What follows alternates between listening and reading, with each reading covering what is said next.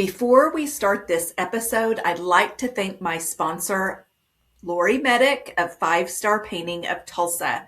Lori and her husband Trevor are incredible to work with. They are my go-to painting company because they are engaged in every step of the process.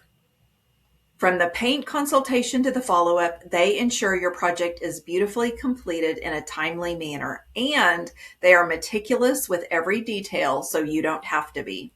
They are also friendly, knowledgeable, and combine top quality work with high quality products.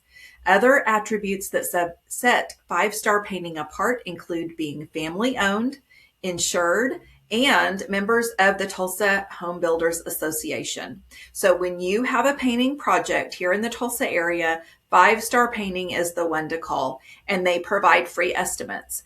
Connect with them online at 5starpainting.com/Tulsa or give them a call at 918-500-5788. It's amazing how a fresh coat of paint can transform a space. Connect with them today and you will be so glad you did. And now on to the episode. Hi, everybody. So before we get started on this episode, I want to share who I'm visiting with and the situation about visiting with her. So my special guest is Whitney English, and Whitney is a designer, author, and entrepreneur known for helping women create homes and lives that are both beautifully and deeply functional. As the author of Declutter First, Organize Second, she teaches a refreshing approach to design that prioritizes organization as the foundation for creativity, clarity, and meaningful living. So I visited with her in a live podcast this month in May.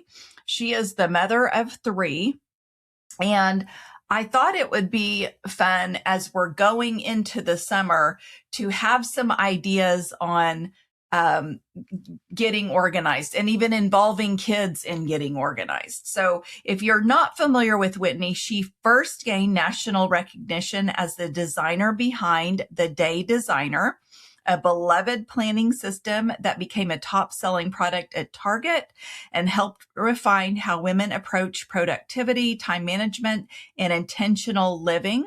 Her work has literally empowered thousands and thousands of people.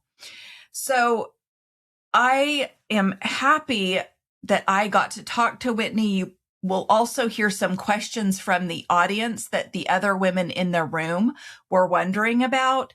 And so if you are needing some inspiration, maybe you need to declutter, or you have an idea that you'd like to scale, there's many reasons why you should listen to this podcast, but I'm so glad you're here. I know you're going to enjoy this visit with Whitney English. Hi, everybody. Welcome to the Sharing Passion and Purpose podcast. My name is Nancy Moore, and I am the host of this weekly podcast that provides career and creative inspiration to help you build a passionate and purpose-filled life. You'll hear from guests that will help you tap into your creative potential, pursue a career with passion, and build on your biggest and best resource, yourself. I'm excited to have you join this conversation. I'm so happy you're here. Let's get started. Totally warms my heart to see you all talking and connecting, and I'm hoping that we allowed enough time for everybody at the table to get through and share, because I think that's part of the fun, is connecting with people. There are many people here that have come multiple times, and so you'll start seeing familiar faces, but then also it's great to see new faces in the room. So just having that connection, I think, with other women is important, and you never know who you're going to meet. It could be your next business partner. You could collaborate on something, and that's always my hope, bringing people in the room. So anyway, I want to introduce Whitney English. Whitney, I am so glad to have you here. Thank you. We had fun last night. I mentioned the inner circle. She spent the night with me, actually, and it was so fun. And so we woke up this morning. I texted her and I said, bring your walking shoes. And so she did. And so this morning we got up and walked over. We walked to Utica Square And she said, do you care that I'm saying all this? She said, what about Queenie's? Let's go to Queenie's. And I haven't been to Queenie's in a while. And so we went, and she shared such fun memories. And so I actually think I might start out with that, because Whitney does live in Oklahoma City. She is my first guest that is outside of Tulsa. She ventured all the way from Oklahoma City to be here. But she has lived in Tulsa previously. And so I might start with that. And let you kind of share what you did here in Tulsa, why you liked Queenie's, maybe what you ordered, and then we'll get going. I love that. Sorry about that. Okay. Yeah. So I lived in Tulsa the summer of 2000. I was a junior in college, and I did my internship here at Charles Fadre's, an interior designer. I was an interior design major at Oklahoma State University. And we were talking about this morning. Tulsa has a certain vibe, certain charm, a certain magic to it. Just being able to walk to Queenie's this morning, I mean, it's just, and the flowers are blooming, and it seems like there's a shared value of, the values have a visual representation in our lives. And so just walking around and looking at the beautifully manicured landscaping, people care about what things look like and how they how these things make us feel. I saw that the summer that I lived here. That's something that really resonates with me, and it's just a beautiful, beautiful city. So whenever I was here, we would order luncheon at the shop, and I fell in love with Queenie's grilled cheese sandwiches. And now every time I drive through Tulsa, I call in a to-go order for a grilled cheese sandwich. Yeah, it's delightful. Yeah. Chelsea's like, yeah. So it's funny. So we got there. She said, have you ever had the grilled cheese? And I said, I have not. So amazingly, they had it on the breakfast menu. They have a breakfast grilled cheese. So, yes. So she was in. We need to tell Queenie's to sponsor this next event. I know. Well, yeah, we'll reach out. So I want to get into you and the seasons of life that you have been in, because going from day designer, and then you have been I know you're doing different things, but an author, you've written 2 books and had them published with big publishing houses, actually. And now you're moving into this season of being an artist. And when we had a live earlier this week, you said, I've always been an artist. Like, you have always known that. But when you're known for something, and I think you all maybe can relate in the room, when you are known for something, it is hard to move away from that, because many people, even good friends, will say, do you really want to do that? Do you that kind of thing. So I want to get your perspective on how you have transitioned, how that has been for you, and then we'll talk a little bit more about what you're doing now. But let me start with the story, I guess. Yeah. I grew up working at a stationery store in Oklahoma City called Paper and More. Worked there all the way through high school and college, and it would be like if there was a stationery store in Midtown Tulsa. I mean, it's surrounded by the most affluent homes and the deepest pocketbooks in the city. And so, and you learn how to serve. You learn how to empty the trash and clean the bathrooms and do the unglamorous stuff, and I'm fine with all of that. But I've never really loved math as a creative. Anybody else there's probably people who relate to that feeling. And we had one of those, I can't believe I'm saying this, old-fashioned registers where you would, you just plugged it in, and it was like a manual adding machine. And then if someone gave me a 20 and the total was $5.36, I would type in 20, hit the cash button, and it would tell me. It would automatically calculate how much change. But if you just hit the cash button without putting 20 in, the drawer would just pop open, and you had to count back change on your own. So, right? So I'm checking this lady out one day. She hands me her cash. I forget to enter the 20. I hit that cash button. The drawer pops open, and I panic, like just absolute pit, bottom of stomach. And the lady said, oh my gosh, you don't know how to count back change, do you? And I put both hands on the side of each register. I was like, maybe 18. I said, ma'am, I am the most creative person you have ever met. If you will give me a second, I will figure out how to do this.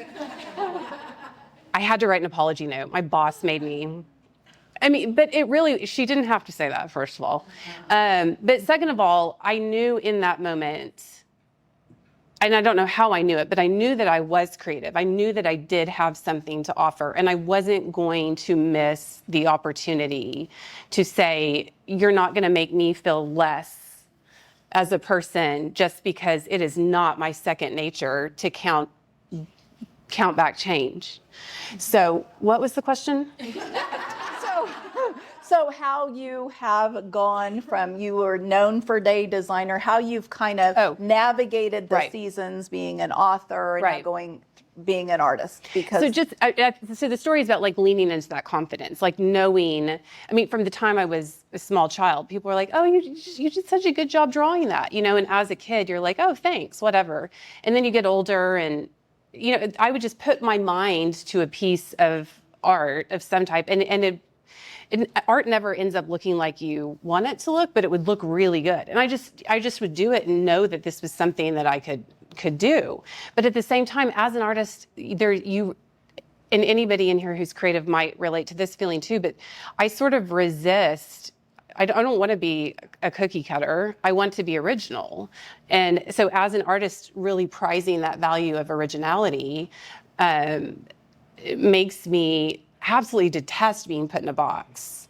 So even as people would say, like, oh, you're so creative or you're an artist, there was also this drive to prove that I could do other things. Maybe it's not count back change, but could I run a business? Could I, and there's always like a sort of resourcefulness that comes with that sort of creative energy that makes me a good problem solver. So a challenge would come along, like how do you figure out a manufacturing process, or how do I want it? So my first business was I went into wholesale stationery at age 22, started a wholesale stationery company, got sales reps, took it to Dallas market, had to figure out how to get note cards printed.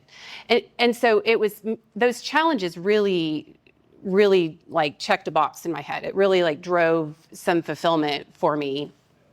And, but there have been several pivots. I mean, and then this resistance that I think I'm trying to navigating this right now, but how do I resist that label of artist? Because I know the more I continue to express myself creatively, and really just am at a point where I'm committed to doing that right now. I feel like that's what I'm supposed to be doing. There are going to be people who say, well, she's just an artist. She's creative. So that's the personal growth part of my current situation that I'll have to work on. So do you have people or friends that are supportive in that, in you pursuing more? And what has kind of happened, and you could share more about this, but the designs that she's doing are on, she works with Spoonflower. And so I wasn't familiar with Spoonflower, quite honestly, but the design she does can go on wallpaper, it can go on fabric, but she is so creative that she started painting pictures.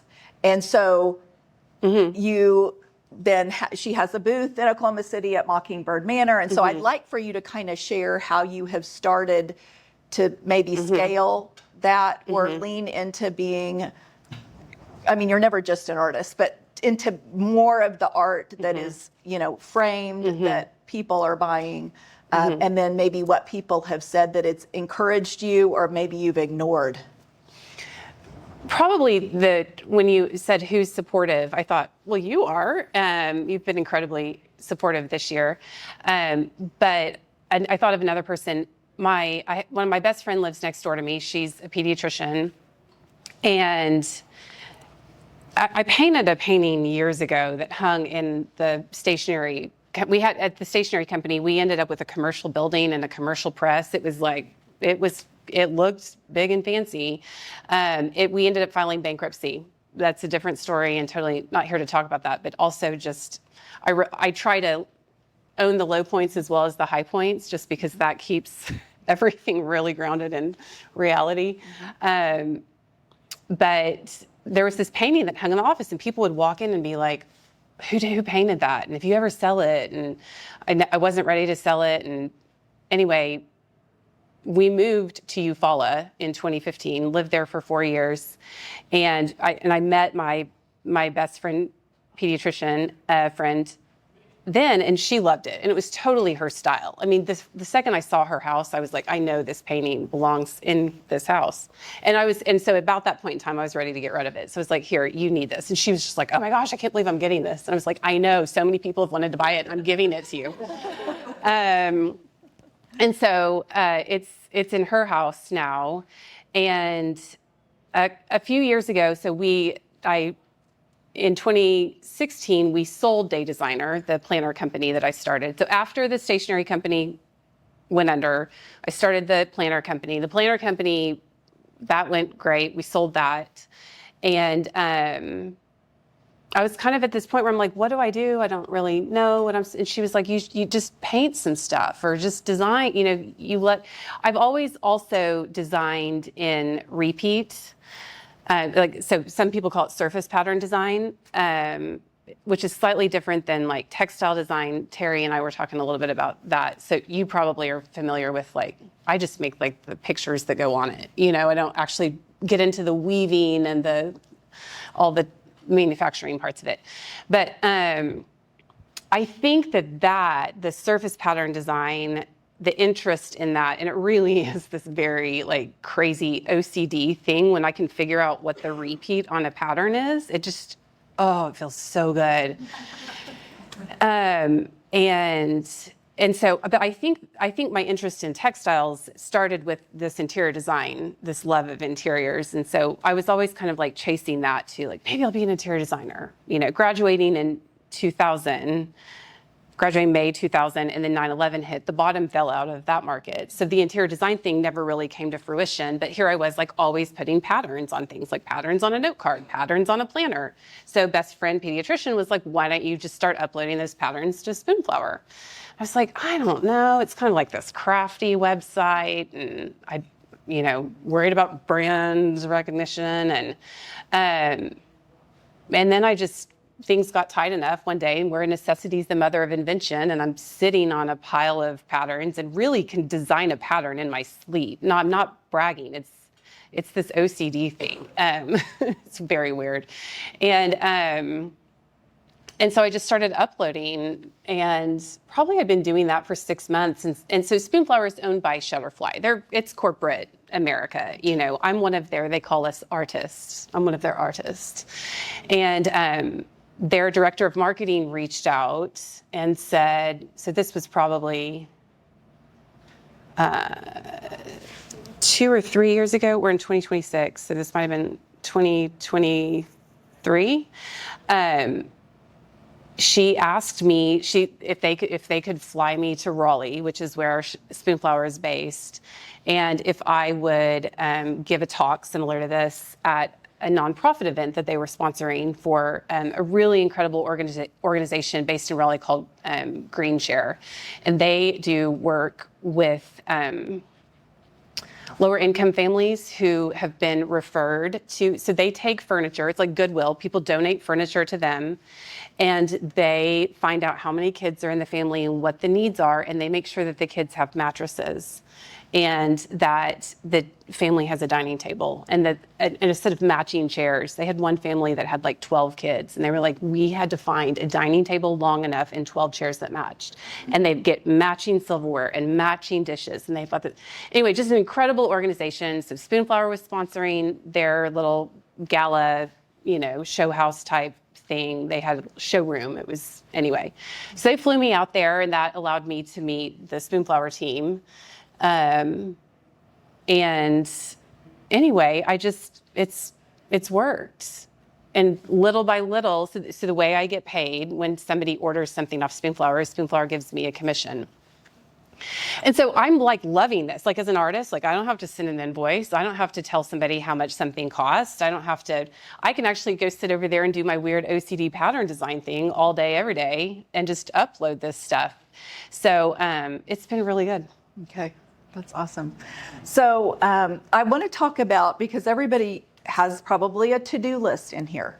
And, you know, sometimes you just can't get to everything. And for people, not that I'm as creative as you, I feel like I'm somewhat of a creative, but there's always that, you know, squirrel, like you kind of, you know, are pulled in different directions. So how have you actually, with just life and everything that you have going on, how have you managed your time to focus on getting to like 2 books out? And this is one people are going to take home that I'll talk about in a second. But how have you been able to do that? Whiskey and Adderall. Okay. Did you hear that? Okay, fabulous. No, really? Or is that real? Okay. Who knows? I don't know. I don't drink whiskey. Vodka. A friend of mine who's an author answered a question that way one time. So, I mean, that's not even like my one-liner, but it's a good one, right? And Adderall does help. I do have ADHD. So a to-do list helps. Mm-hmm. And I rewrite it. Mm-hmm. It doesn't. I created a planner so that I was writing the to-do list in this same place mm-hmm. every day instead of on a gajillion pieces of paper. Mm-hmm. I'm kind of in a season where I've let it slide and I'm back to a gajillion pieces of paper. Mm-hmm. And you just have to like refocus your energies onto. I mean, we have this gift of energy. And we can use that energy to put into order the world around us in all different, if it's interior design, it's, making things look pretty. If it's running a business, it's making sure that the project manager is talking to the estimator, and Lori was talking about all that last night. And I mean, I choose every day, am I going to get up and bed rot, or am I going to use my energy to bring something into order? And I can also, the number of like squirrel projects around the house is really bad, So sometimes you just have to be like, sometimes I'll get up and be like, okay, Whitney, if you will just focus on finishing things, momentum will take care of itself. Like that's something I sort of tell myself in my head. Mm-hmm. So. Okay. But it's a battle. Okay. Yeah. Bed rot is fun. TikTok is fun. That surprised me last night when you said how much you love TikTok. It's so bad. Okay, so I want to talk about Round Top, Texas for a minute. So in Whitney wanting to get your art out a little bit more, get it in front of different people. She and I had a conversation. I was able to visit her in Oklahoma City at her gorgeous home. She showed me where she was painting, which was really fun. But we had a conversation. She was on the fence at that time about going to Round Top. And how many people have heard of Round Top, Texas? Okay, so I know, yes, yeah. The designers, of course. And so that's where people descend on this little teeny tiny town, and they open the doors with antiques, with really just, I think, really unique things. And there are different areas where people can shop. It's for a limited amount of time. It's a couple times a year. And so Whitney, actually, I was so impressed, decided to go set up, and I said a showroom last night and you kind of laughed, but there's literally just a concrete slab. It's a big tent.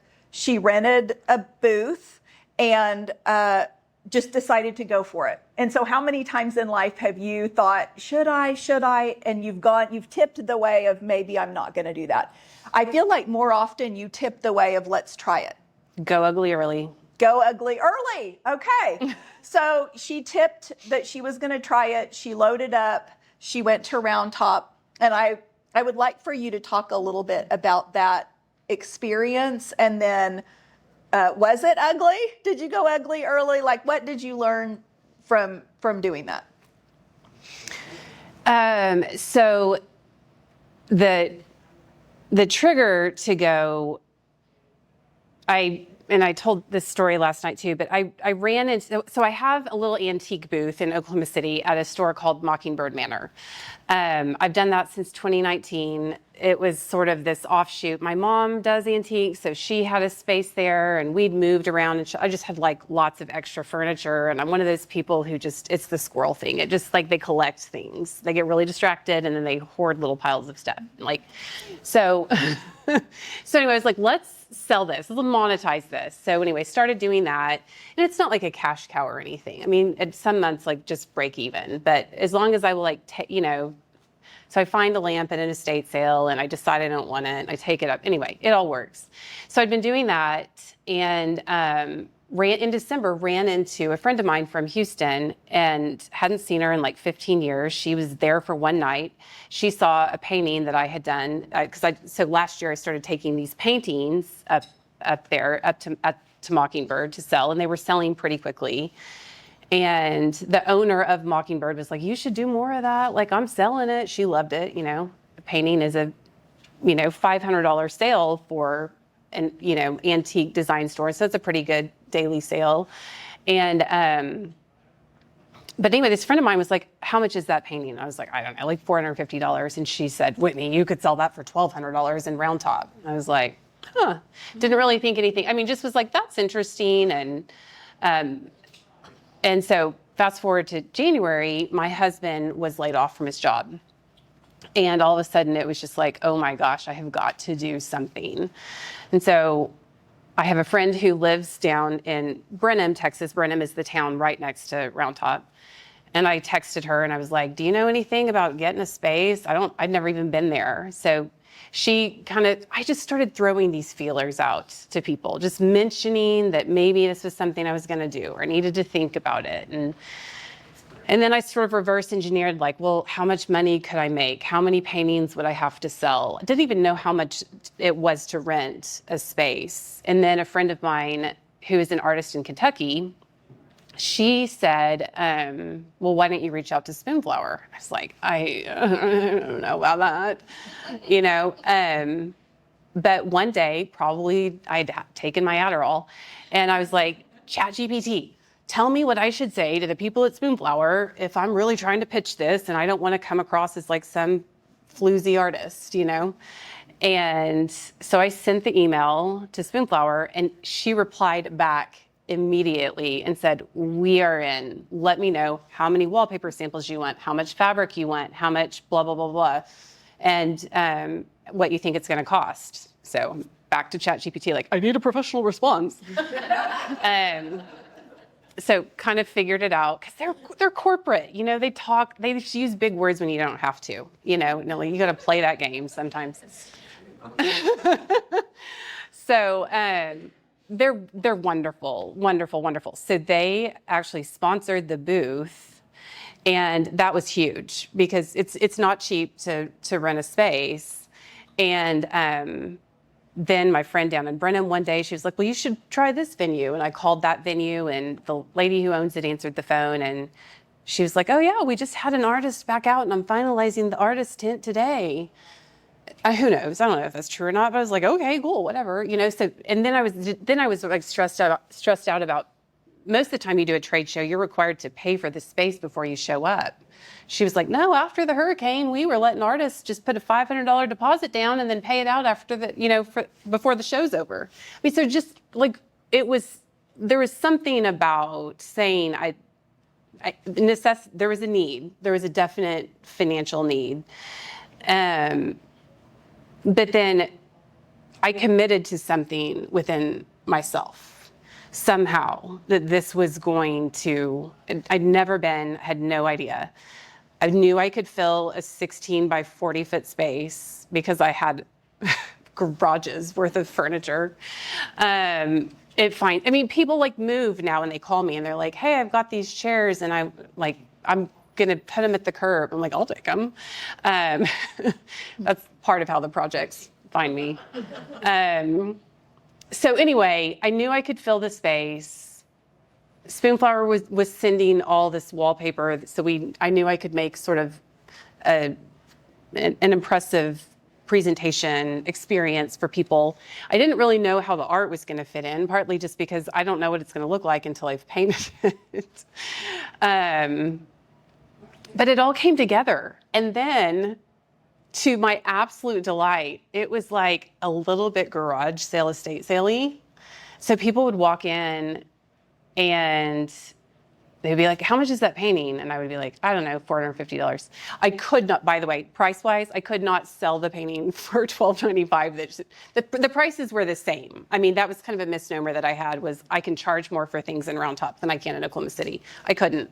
That was still fine. I still had enough to be able to like generate some cash flow.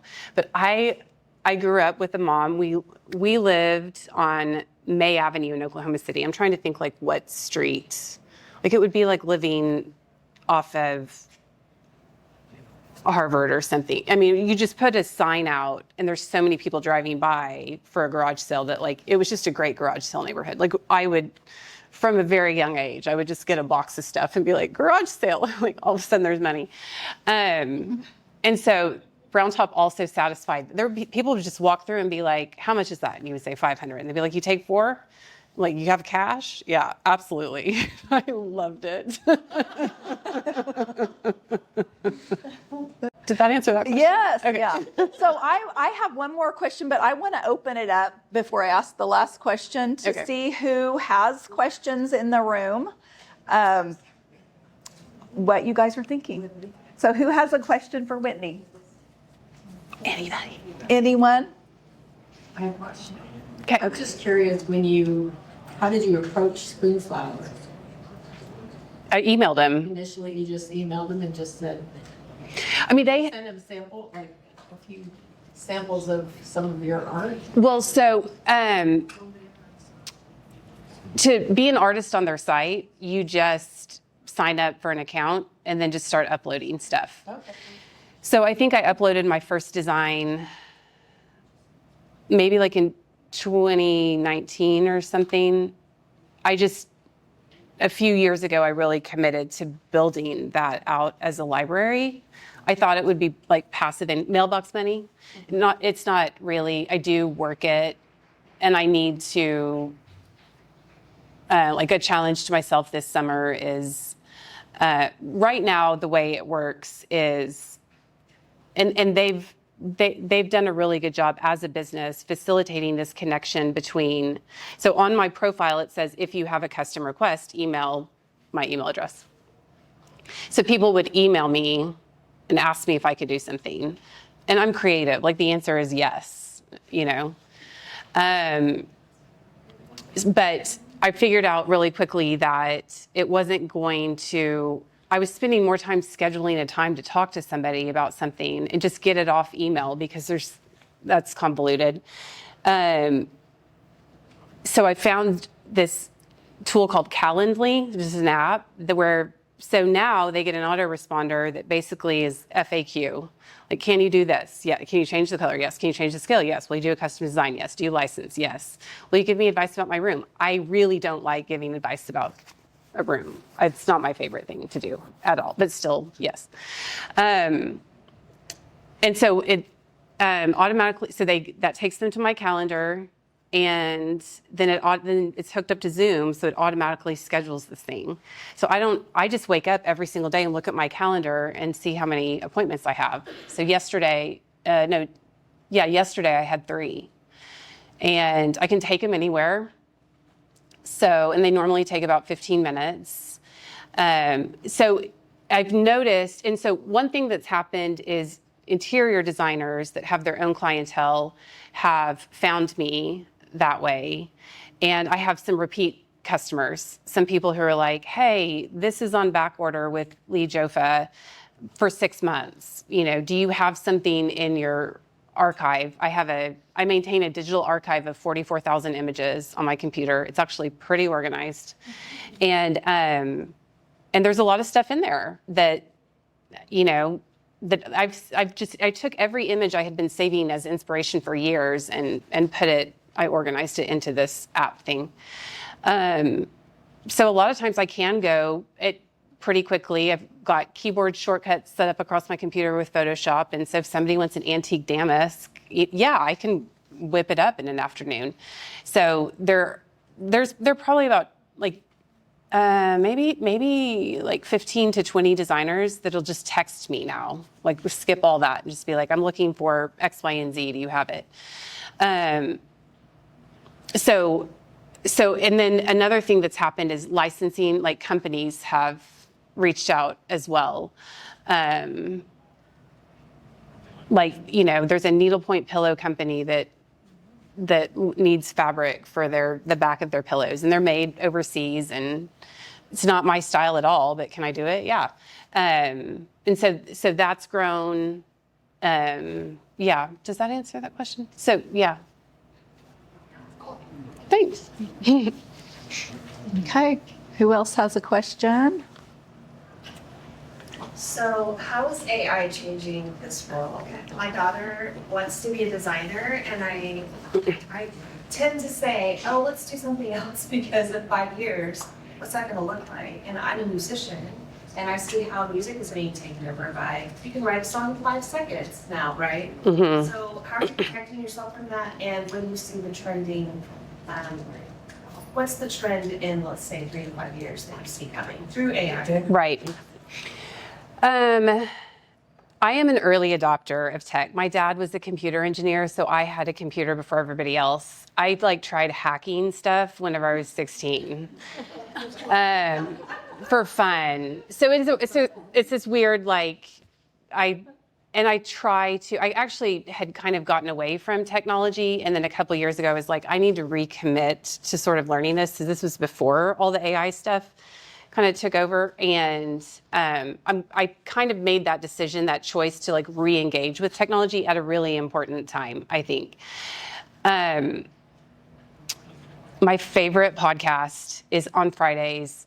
It's called Hard Fork. It's from the New York Times. It's these two tech guys, and really all they talk about is AI, but they're really funny and they make fun of each other all the time.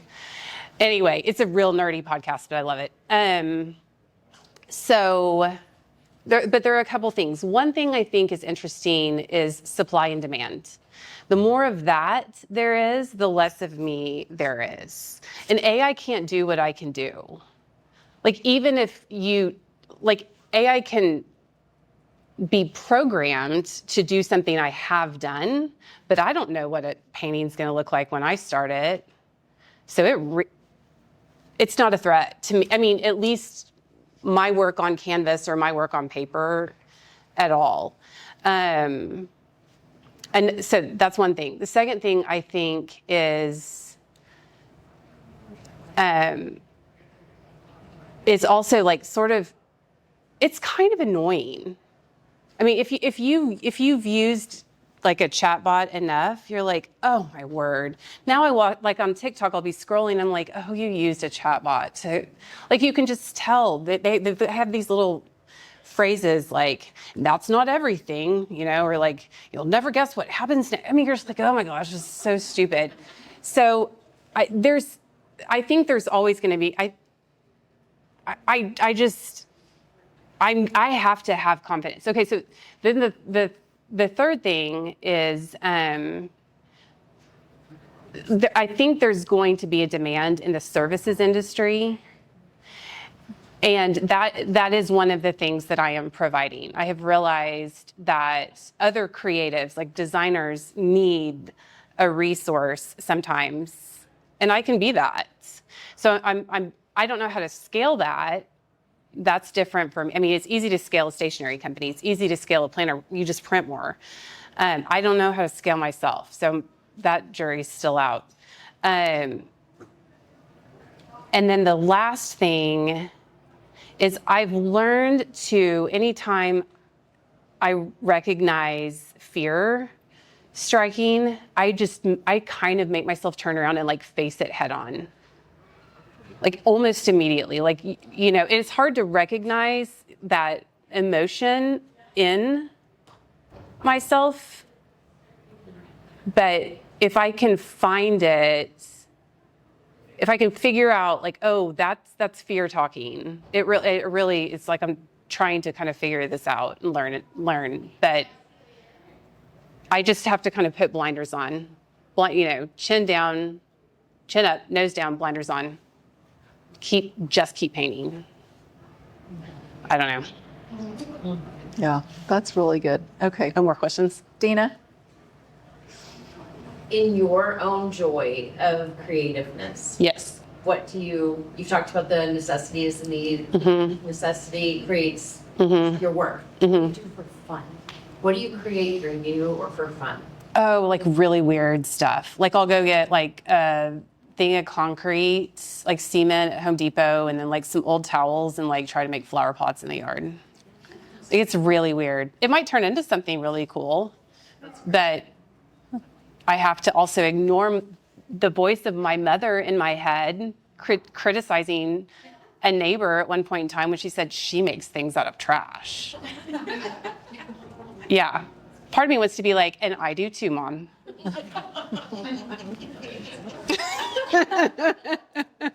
Did you guys have a question? Terry? Well, regarding Round Top, Yes. if you hadn't had your sponsorship, would it have been a little more cost prohibitive? And would you do Round Top again? Yes, it would have been. I was still very committed to figuring it out. And I'd like to partner with them in the future again. I think it was good for them. I need to send a follow-up email.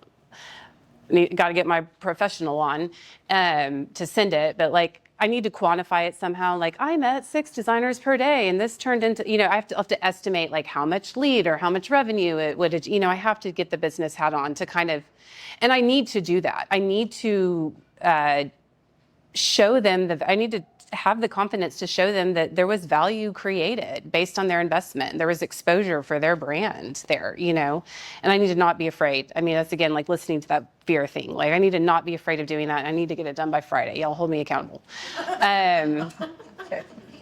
Yeah, I do want to do it again. I really do. I was telling Nancy this morning that towards the end of the show, so I was there for 3 weeks, lived in a camper for 3 weeks. That was an experience. It's roughing it. You're in a field and it's like dusty and it's freezing and it's raining and it's hard work. But towards the end, people were like, "How was the show? Will you come again?" And I started to realize that there's a community down there of people who have done this for 40 years, and they appreciate the art. They appreciate the creativity. There were people who just walked through my booth and it was a thoroughfare. But then there were people who stopped and looked at every single thing and they wanted to talk and they wanted to ask about the inspiration. So it was very affirming. It was very encouraging. I started this whole thing by sort of talking about that value of originality. And I feel like just in terms of a community that supports that there's something about that there. Yeah, I told my husband, I'm like, I want a barn dominium. We have no money. If anybody wants to buy me a barn dominium around top, cool, thanks. So let's go in on it together. Nancy will host retreats there. Helping me into that this morning. No, but I mean, it would be really cool to have a space, like a studio space where I could go, like whatever. I said, being there, you establish your brand and who you are by going, and you have to start somewhere, obviously. Right. What was the name of the app that you used for scheduling? Calendly. Calendly. Yeah. Clevy, did you have a question? Yes, I just started to bloom flower. Oh yeah. Like you once did. Yeah. And my question is, how you learn your best way to make your designs stand out and connect with your customer? The best way to make the design stand out? That was the question? Connect with your customer. Oh, to connect with the customers. Okay. So on your profile page where you have, there's they give you a little spot for a bio. You can go copy mine. It'll just say oh, you do? Okay. And the technology on their site it's hard to navigate a little bit sometimes. But anyway, my goal is to get the person who is browsing to that Zoom call with me, because once they're on that Zoom call with me, I can answer questions about, and they'll be like, well, what should I use for upholstery fabric? Or what should I use for drapery fabric? Or I'm making a dress out of this. What do you think about the cotton poplin? And I'm like, I have to answer honestly, like I'm not the expert. This is an art, not a science. Like sometimes we have to try it and figure it out. Don't get mad at me if you don't like the cotton poplin. I'm not, the cotton poplin person. But those Zoom calls they've fulfilled something in me. I think as female entrepreneurs, sometimes we feel very alone. And so, and I'm a freelancer, so I'm working crisscross applesauce from bed half the time. What I've noticed about Spoonflower is the people that are attracted to my designs, my work, they end up being my people. And like, they like the same things I like. And so we end up talking about a lot of different, yesterday I was talking to somebody about Taylor Swift and how she built this Spotify, like this clause into her contract with Spotify that said if they ever sold stock, that all the artists on the platform were supposed to get a cut of the proceeds. So a fan of her. Anyway, I just love it. Does that help? Okay. Yeah. Yeah, it's a passion. Yeah, I like the design part. Yeah. Okay. Yeah. Yeah, thanks for asking. Yeah. But this has just been awesome. Thanks. I appreciate your time. Y'all are thank you. great. This really is a good community. There's great vibes. I love you guys. Yeah. I agree. I agree. So thank you. And please help me. Thanks.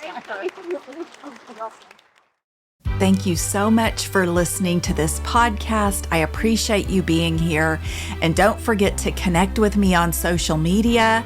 Instagram, Facebook, and LinkedIn are at Sharing Passion and Purpose, and Twitter is at Passion Sharing. Thanks so much, and I'll see you next time.